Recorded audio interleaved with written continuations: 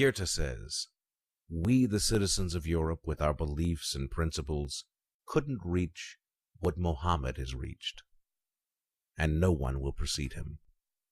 I've searched through history to find a top example for human, and I concluded that he is Mohammed.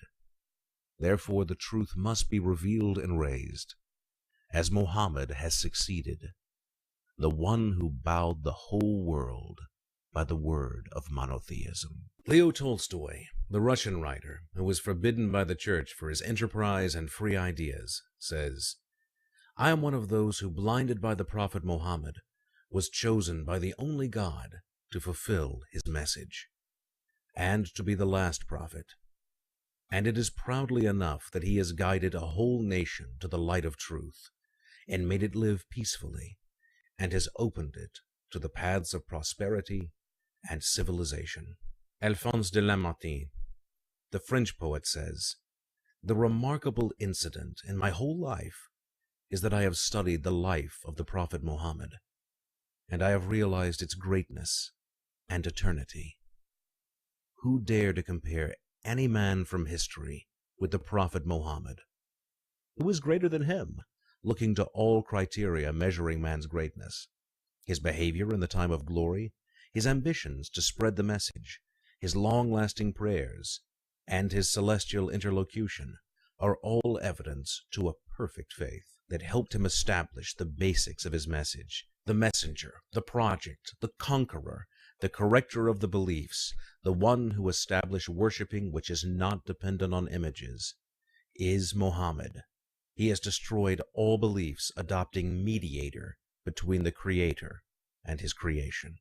The Swiss theology scholar, Dr. Hans Kuhn, who believes that Jesus is just a man and a prophet who was chosen by God, says, "Mohammed is a real prophet, with all the meanings. We cannot deny that Mohammed is the guide leader to the path of survival. What is remarkable about Mohammed is that his life details and biography and virtues are all recorded in history. There are no mysteries in any part of his life. This was confessed by one of the most famous Western historians, the British Arnold Toynbee, who says, "Those who want to study the scented prophetic biography find much information they cannot find in such detail about the lives of other prophets." The famous Orientalist, Gustave Le Bon, says, "We know well enough about Mohammed's life, but the life of Jesus is nearly unknown, and you will not find details about his life in the Bible." The Orientalist Donald R. Hill says, "Mohammed has produced a nation to the world and enabled God's worshiping on the earth, and established the basis of justice and social equality and applied systems, arrangements, obedience, and glory in a society that knows nothing but muss and disorder." George Bernard Shaw, the philosopher, says, "I've studied Mohammed as an amazing man, and I've found him away from antagonizing Jesus. He must be called the savior of humanity." Nowadays, Europe starts to understand the faith of monotheism, and maybe more than that, it confesses the ability of that faith to solve its problems by a way leading to peace and happiness. So, through that essence, you should understand my prediction. If we judge the greatness by measuring the influence of that great on the people, so we should say that Mohammed is the greatest great in history. He stopped racism and myths, and established over Christianity and Judaism and his country's religion a very clear and a strong religion that succeeded in being, until these days, a power with great danger. History has no man, except Mohammed, who is a message carrier, a nation establisher, a founder of a country.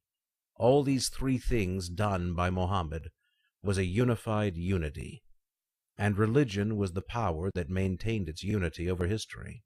François-Marie Arouet, Voltaire, the French philosopher, says, "The Prophet Muhammad played the greatest role a man can do on earth. He brought a book and fight, and that is the least thing you can say about Muhammad. Islam never changed, but you and your priests have changed your religion 20 times. Michael H. Hart, in his recently published book, The 100, a ranking of the most influential persons in history, says, Muhammad was the only man in history who was supremely successful on both the religious and secular levels. Finally, we mention what the Russian poet Pushkin said. The chest was cut, removed from it the beating heart. The angels washed it, replaced it again. Arise, you prophet, move around the world. Enlighten the hearts of the people.